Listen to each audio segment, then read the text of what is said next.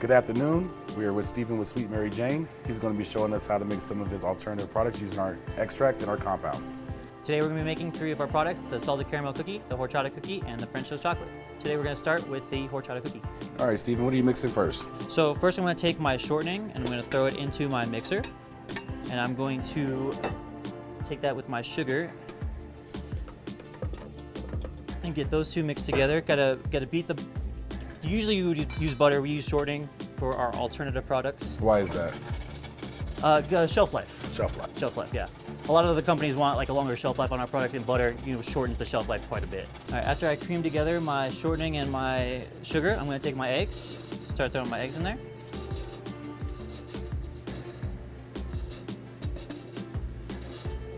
And then next is where I add my Amoretti extracts. So we've got 3 different extracts we're using today. We're using the Horchata extract, the Mexican cinnamon oil, and the natural horchata. So we just add them in one at a time. You can add them all together one at a time. I separated them out just so y'all can see each one. So now we're gonna add in our extracts. It's very small amounts, so just make sure you get all in, and they have all very good flavors. So you wanna make sure you get all of that into each of your products. Are you doing this by weight or by volume? By weight. I do everything by weight, but in gram weights. It's just a little bit easier for me to work with, get more exact with those numbers. How long would you say it took you guys to figure out this recipe? Not that long. The Amoretti extracts are actually pretty easy to work with. They've all got some very good flavors, and you don't all have to use too much of them, which I kind of like. Good. And then the Horchata compound.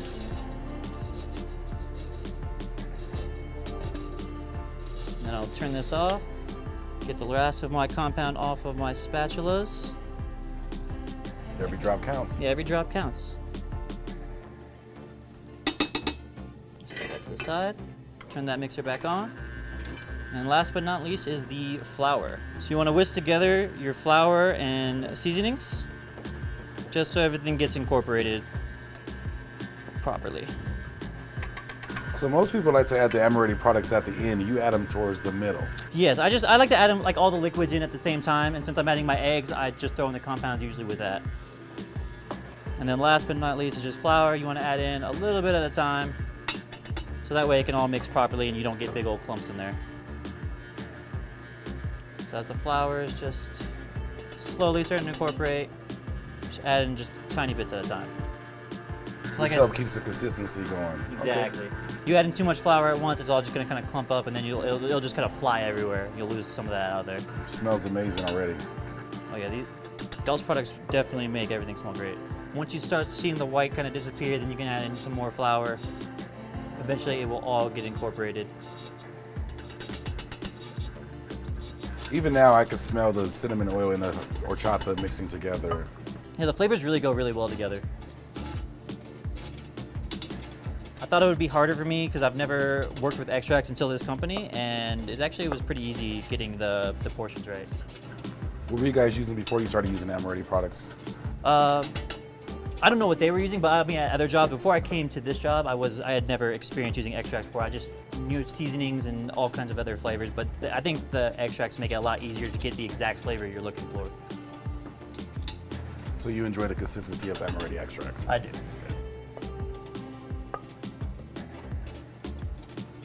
And we've almost got, since I got the last bit of my flour, I'll just dump the last bit in there. And then once that's all come together, gotta let it mix a little bit, get everything incorporated, and then once it's all come together, I'll take it out and we'll scoop some cookies. All right, so once you have your dough mixed, we're gonna scoop out the cookies on a tray. You wanna make sure to get a nice even amount of dough in each cookie. Always use the palm of your hand to kind of get the last bit.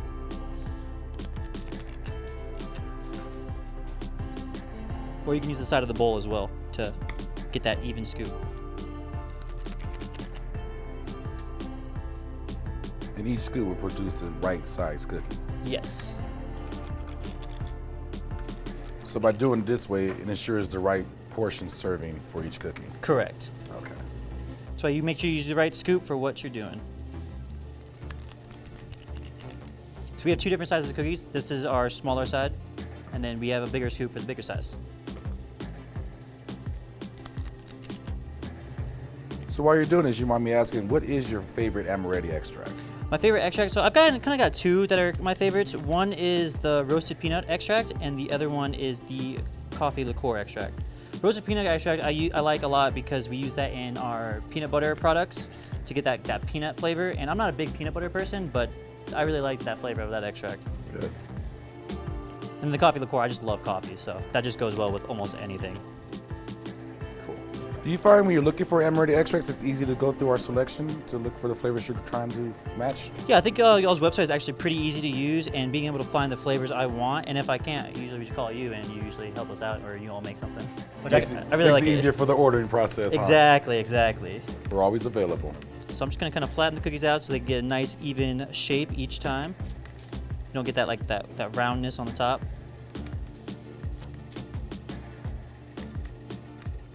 And we'll take some cinnamon sugar.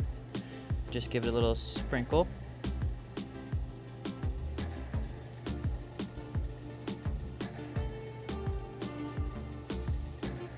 And then into the oven it goes.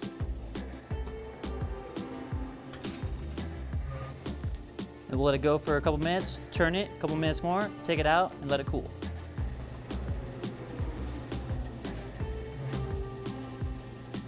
Once the cookies are done, you want to look for those nice brown edges on the cookies, and then let them cool for about 10 to 12 minutes until they're cooled off to the touch.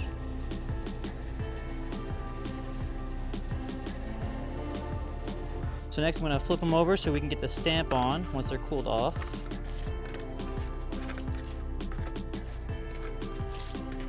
And then we'll take the stamper, should be nice and hot. Just a little stamp on each cookie. Should be just a second.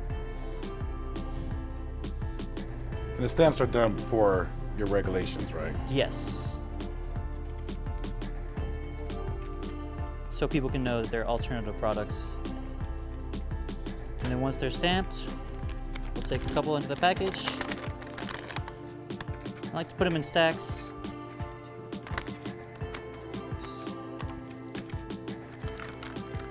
And all sealed up and ready to go.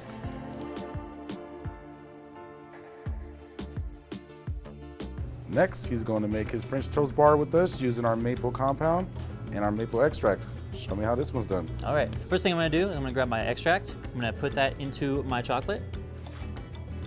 And this is a white chocolate base, correct? Yes. White chocolate, in my opinion, is a little easier to work with. With darkened milk, you have the chance to let it bloom, which that's just like a little bit of white stuff that appears on the chocolate. It's nothing bad, but it just doesn't look good, and people are like, oh, what is this? And does the color of the extract affect the color of the chocolate? Yes, it does. You'll see this turn a little bit darker here in a second once I start mixing it.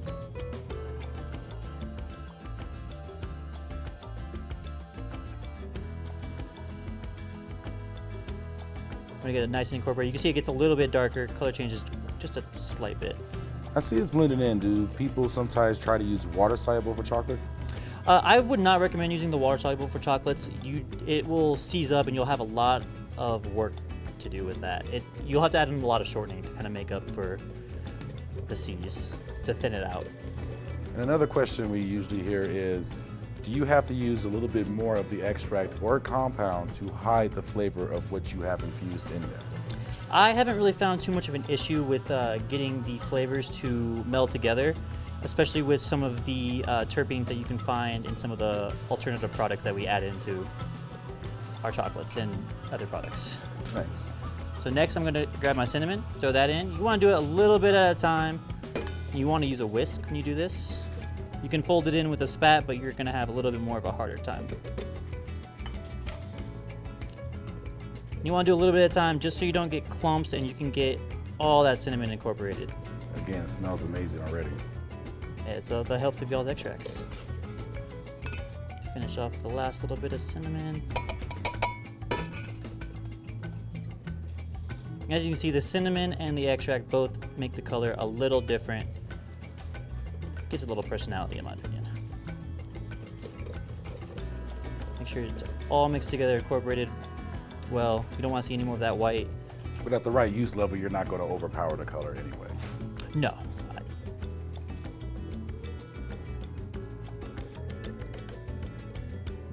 And then after that, I will take my bowl. And again, you don't want water in your chocolate. The water will make it seize. You want to wipe off the bottom so you don't get any water into your product. And I'm going to pour it into my little cake depositor, but we use it for chocolates. Get a nice little pour in there. So once you got your chocolate into your little cake depositor, you're gonna take it and you'll fill up your chocolate molds.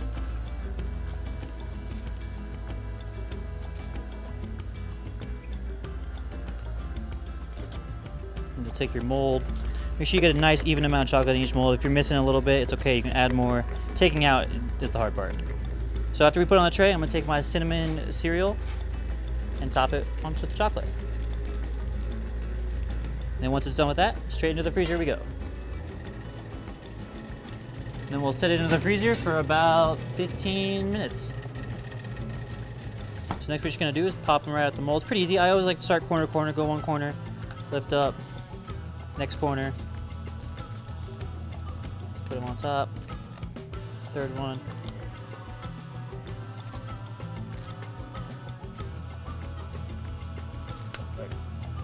So you package them as one bar, Yes, and then the consumer gets to separate it into how many pieces they want to choose at that time. Exactly. That's why all the pieces are marked so you know exactly how much is in each piece. And you just take one chocolate bar, put it in. It's a really tight fit, but put it in. Well, Steven, I've got to say it's been amazing making these two products with you. What do we have here now? All right, so now we're gonna make the salted caramel cookies. Similar to the last cookie, we're gonna do the same steps to start. I'm gonna take my shortening, throw it into my bowl. And what extracts or compounds are you using on this one? This is going to be the caramel compound that we're using. Caramel compound that we're using. So again, we gotta cream our butter and our fats, butters and sugars. And I hear a lot of people saying, you know, some prefer compounds, some prefer extracts for making cookies. Which one do you prefer the best? You know, I think I would prefer the compounds because you have to use a little bit of less, and I feel like you get more flavor out of that. More fulfillment of a flavor, well-rounded of a flavor. Yeah, compound. exactly. Okay. Like, but the extracts also give a good flavor. There's nothing against those. I think the compounds give you more well-rounded, like you said. All right, so I'm letting my sugars and shortening cream. Once that is done, I'm gonna take my liquids. So start with my eggs. Throw my eggs in there.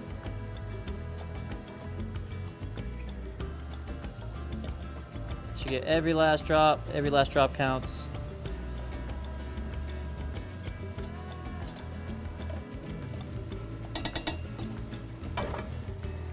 And I'll stop the mixer just to make sure everything gets incorporated. Some things get stuck on the sides or on the blade. Let that keep going. Throw in some regular vanilla. And then finally, the caramel compound. See, like I said, you only have to use a small amount. But you get so much flavor. A little goes a long way. What's the typical batch size that you're making right now? So this is more of a smaller batch. This will probably only make me about 90 cookies. A typical batch is about 900 cookies. So this is about 1/10 of the batch. Sometimes we need to make smaller sizes for sampling or testing for our alternative products. So again, stop my mixer. Get everything from the sides, some of the shorting that gets stuck into the blade.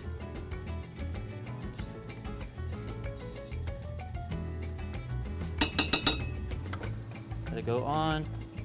Then we're gonna take our flour, get our flour ready while that finishes incorporating. Again, you want to get your flour, salt, all that mixed in together. Everything gets incorporated equally.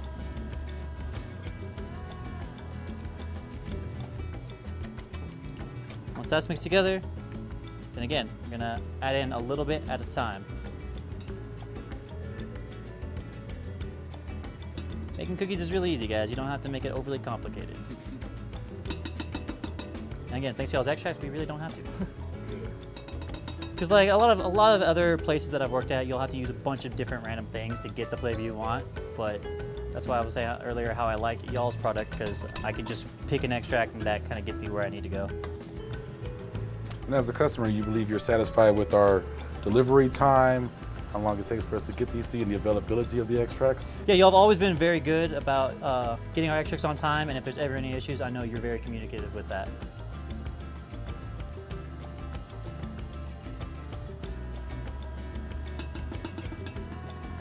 Again, a little bit of flour at a time. You don't want too much. Don't worry about the stuff on the side of the bowls. You'll get that right at the end. I like to take my time. Ensure we get the best product possible. And then once all your flour is finally fully incorporated in, you're gonna grab your chocolate chips. And again, a little bit at a time. That way you don't get big clumps of chocolate chips. You don't break them up too much. You don't bruise. So again, your infusion was already done prior to adding the Amoretti ingredients to this. Yes. Okay. It's usually when I added my shortening and all that stuff. And again, let that mix just a couple minutes longer. Once it's done, we'll turn it off, scrape the sides of the bowls, and then we'll get to scooping. All right, and then once you've got your dough, your final product, we'll take it and we'll scoop it out. Again, you want to use the palm of your hand or the side of the bowl to get your even scoops. Get any of the excess dough off.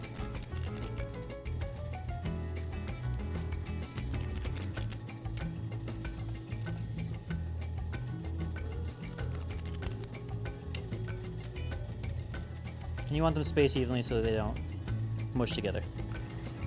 So one question that I do have is, let's say you were white labeling these products, or you want to send these off to somebody else to manufacture for them. With the way that we give you the products, is it easier to share these recipes and getting it down for mass production? I guess it really just depends on what white label they're wanting. Like if they're wanting a specific flavor for their product, or if they're wanting to collab with like our own products. But yeah, I think it is pretty easy to mass produce mostly, especially with y'all's extracts being so consistent. Good. And then of course, they're salted caramel cookies, so we're gonna throw some salt on top. And then into the oven for the final bake. And again, just like the other cookies, we're gonna put them in for a couple minutes, turn them a couple more minutes, then let them cool.